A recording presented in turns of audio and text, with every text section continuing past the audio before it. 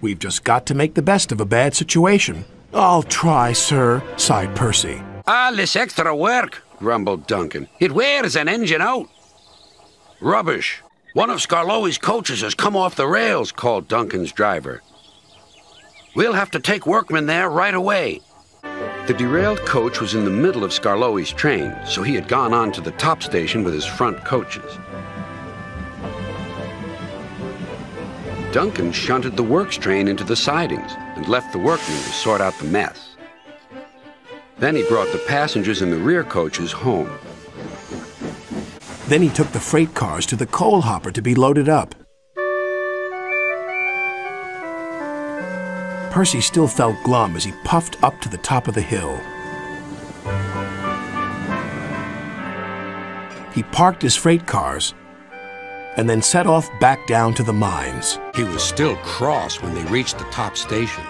Sir Handel was hoping for a rest, but his driver thought otherwise. We'll leave the coaches now and fetch some cars from the quarry. Cars, snorted Sir Handel. Cars, I won't. So there. He collected metal from the foundry, coal from the yards, flour from the mills, rock from the quarries, and fuel from the depot. Then he delivered it all to the docks.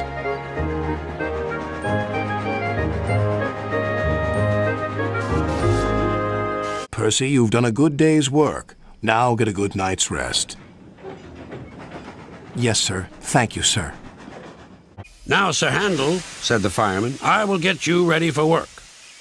I'm tired. Let Peter Sam go. He'd love it. No, you're first. Next morning, the freight car started teasing Percy. Percy, Percy, green and small, he's no use to us at all. Around the yards he'll puff and blow, but on the hills he's oh so slow. Be quiet. Do they expect me to pull that? Surely, said her driver, you can pull one van. I won't, said Daisy. Percy can do it. He loves messing about with freight cars. Everyone argued with her, but it was no use. Hello, Thomas tooted. You must be Dennis. What's the matter? These troublesome trucks are too troublesome. I can't shunt them. It's my day off, whistled Thomas, but I'll help you. This made Dennis very happy. Dennis watched Thomas biff and bump the troublesome trucks into line.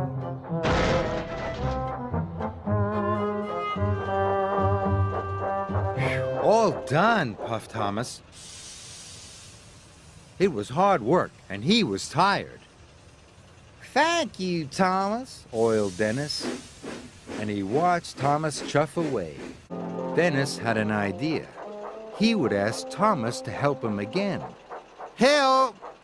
Help! Dennis called weakly. Thomas slowed down. I don't know how to get to the schoolhouse, Dennis groaned.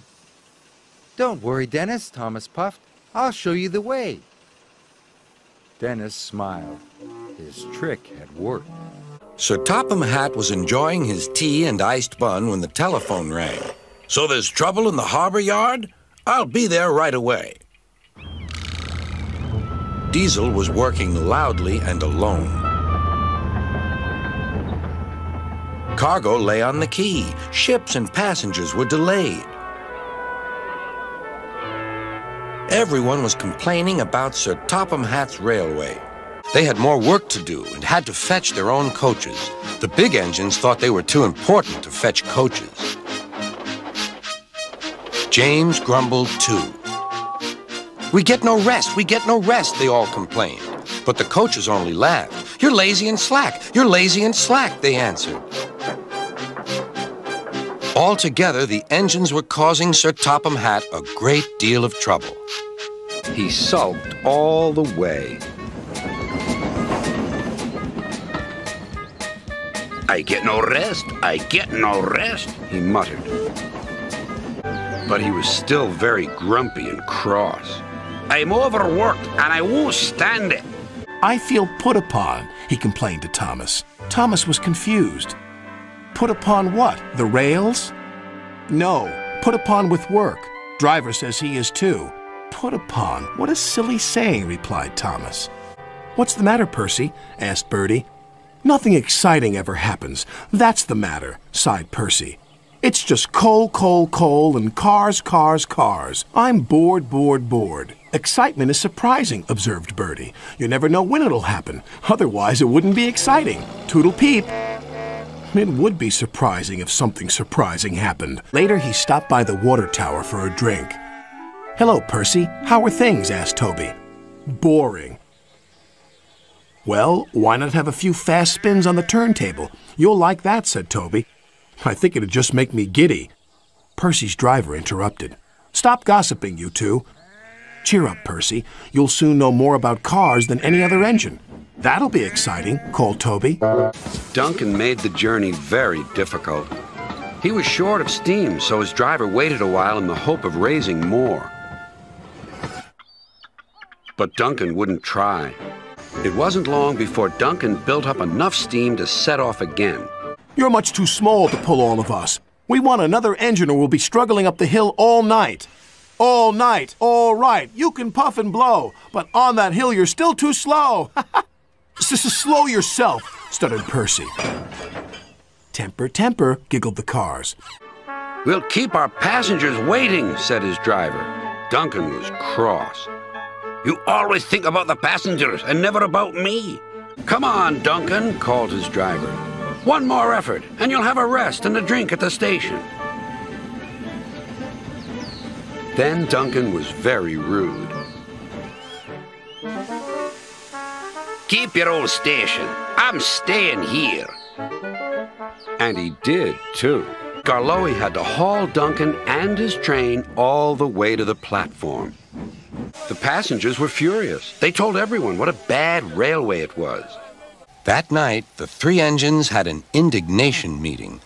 It's shameful to treat tender engines like this. Gordon has to go backwards, and people think he's a tank engine. James spins round like a top, and everyone laughs at us. And to add to that, Sir Topham Hatt makes us all shunt in dirty sidings. Ugh! We'll do it tomorrow.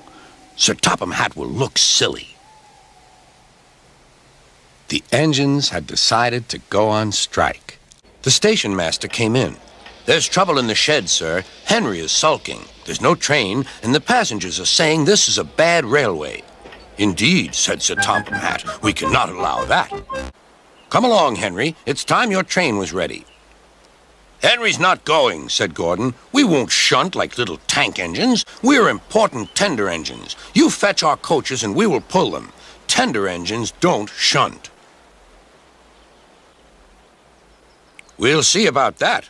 That night, Sir Topham Hatt spoke to Duncan.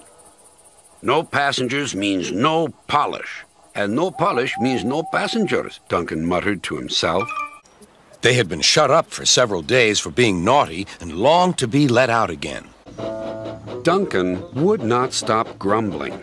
He grumbled that he wasn't polished enough. He grumbled that he was overworked. Most of all, he grumbled about the passengers. He stopped at the washdown. He saw a shiny new tank engine. That must be Stanley, he puffed to himself. Stanley and Percy were playing and joking. Both engines had told the workmen to pour on more bubbles. Percy was giggling and Stanley was laughing even louder. Thomas felt left out. He tooted to his friend, but Percy was too busy having fun. He didn't notice Thomas. Thomas puffed on. He was upset. Suddenly, with a whoosh and a whistle, Stanley raced onto the main line with Annie and Clarabel. They were having a wonderful time. They clattered straight past Thomas. Stanley knows how to have fun, Gordon declared. Thomas watched Stanley disappear. He didn't think it was fun at all. He didn't like Stanley doing his jobs, or pulling his passenger cars, or being everyone's best friend. But laughing in his berth at Tidmouth Sheds was worst of all. I have to get back to Great Waterton, he huffed. I have work to do. And he chuffed quickly away. Thomas wished Stanley had never come to Sodor.